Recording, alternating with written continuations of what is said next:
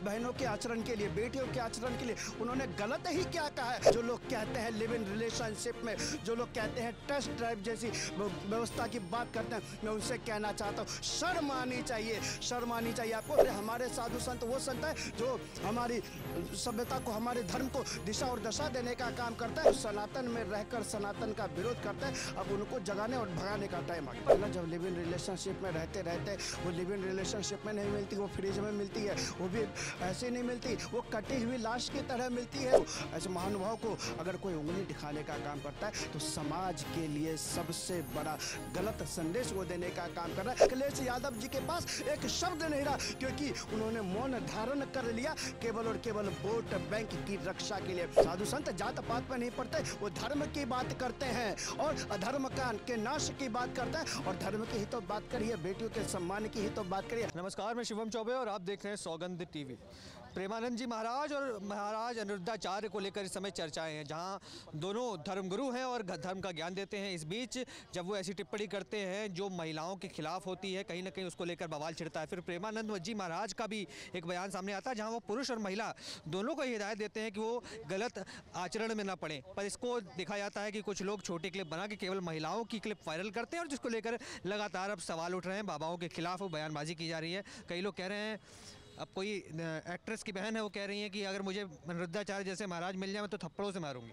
देखिए, उनको शर्म आनी चाहिए। मैं पहले कहना चाहता हूँ प्रेमानंद जी महाराज को जानिए, समझिए वो हैं क्या चीज़। प्रेमानंद महाराज जी हमारे संत हैं और इस देश को एक नई दिशा और दशा देने का काम करते हैं, देश की जनता को एक दिशा और दशा देने का काम करते हैं। आप उनके ऊपर इस तरह का शोभनीय टिप्पणी कर रहे हैं। एक बात बताइए, बहनों के आचरण के लिए, बेटियों के आचरण के लिए उन्होंने गलत ही क्या कहा है, मैं ये आपके माध्यम से पूछना चाहता हूँ। एक संस्कार देने का काम हमारे पूज्य संतों का होता है, एक आशीर्वाद रूपी वचन देने का काम हमारे पूज्य संतों का होता है। और कहा जाता है कि हमारे साधु संतों ने जो कहा है उनकी वाणी ब्रह्मा की लकीर है, और उस ब्रह्मा की लकीर को मानकर हम लोग सच्चे अपने घर में उसका अनुसरण करते हैं। और बेटियों के लिए गलत कहा ही क्या है। और जाकर देखिए ना, जो लोग कहते हैं लिव इन रिलेशनशिप में, जो लोग कहते हैं टेस्ट ड्राइव जैसी व्यवस्था की बात करते हैं, मैं उनसे कहना चाहता हूँ शर्म आनी चाहिए, शर्म आनी चाहिए आपको, जो इस तरह की अशोभनीय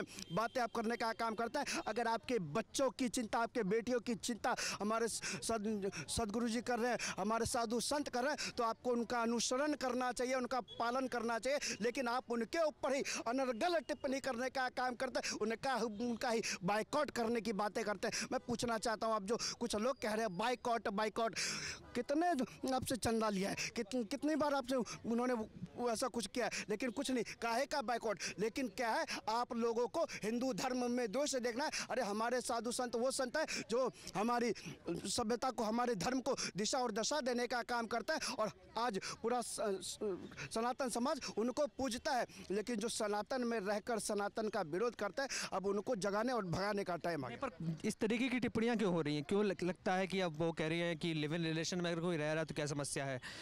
कोई कौन होते हैं ये बाबा बोलने वाले? बास्टर्ड जैसे शब्दों का प्रयोग किया जा रहा है उनके खिलाफ। लिव इन रिलेशनशिप की बात कर रहे हैं तो आपको पता है ना, जब लिव इन रिलेशनशिप में रहते रहते वो लिव इन रिलेशनशिप में नहीं मिलती, वो फ्रिज में मिलती है, वो भी ऐसे नहीं मिलती, वो कटी हुई लाश की तरह मिलती है साहब। कोई एक केस नहीं, दो केस नहीं, तीन केस नहीं, सैकड़ों कैसे ऐसे आए हुए हैं, और अनगिनत केस आए हुए हैं। तो भैया हमारे साधु संत क्या कहते हैं कि हमारी बेटियों में जो सद्भावना होनी चाहिए, हमारी बेटियों का जो सम्मान होना चाहिए, वो सम्मान बरकरार रहना चाहिए। और उस सम्मान को पिरोएगा कौन? हम लोग पिरोएंगे, और हमें ही तो आईना दिखाने का काम क्या है। लेकिन बाबा को, हमारे ऐसे संत बाबा को, ऐसे महानुभाव को अगर कोई उंगली दिखाने का काम करता है तो समाज के लिए सबसे बड़ा गलत संदेश वो देने का काम कर रहा है। मैं आपके माध्यम से कहना चाहता हूँ, वो अपने परिवार में क्या संदेश देना चाहते हैं, वो अपने परिवार को क्या बतलाना चाहते हैं, वो अपने आने वाली पीढ़ी को क्या बतलाना चाहते हैं, आप जग जाहिर कर दीजिए। अरे साहब, हमारा भारत तो साधु संतों के बेस से चला रहा है, आज से नहीं, आदि अनादि काल से चला आ रहा है। लेकिन क्या है कि आपके दिमाग में भूसा भरा है तो उसका कर ही क्या। बात कर रहे हैं ना कि हमारे साधु संतों के ऊपर तो बहुत उंगलियां उठाई गई है, लेकिन आप देख रहे हैं मेरे पीछे एक मस्जिद है, ये वो मस्जिद है जहां पर अखिलेश यादव जी और डिंपल भाभी आई थी, और डिंपल भाभी के खिलाफ एक मौलाना ने कितने असभ्य शब्दों का पालन किया था, कितने असभ्य शब्द बोले थे उस हमारी डिंपल जी के लिए, एक सांसद के लिए, एक बेटी के लिए, एक बहू के लिए। अखिलेश यादव जी के पास एक शब्द नहीं रहा, क्योंकि उन्होंने मौन धारण कर लिया केवल और केवल वोट बैंक की रक्षा के लिए। और जब हमारे साधु संतों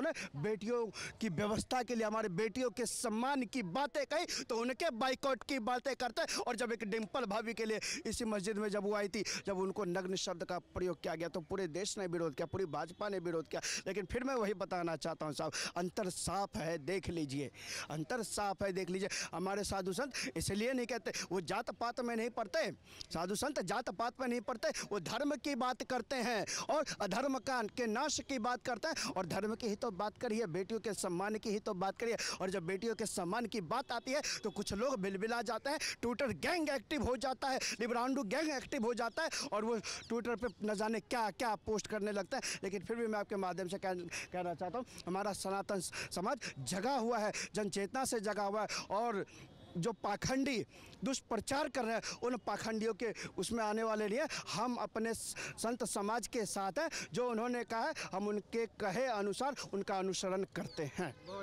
आप देख रहे हैं सौगंध टीवी, सौगंध वतन की।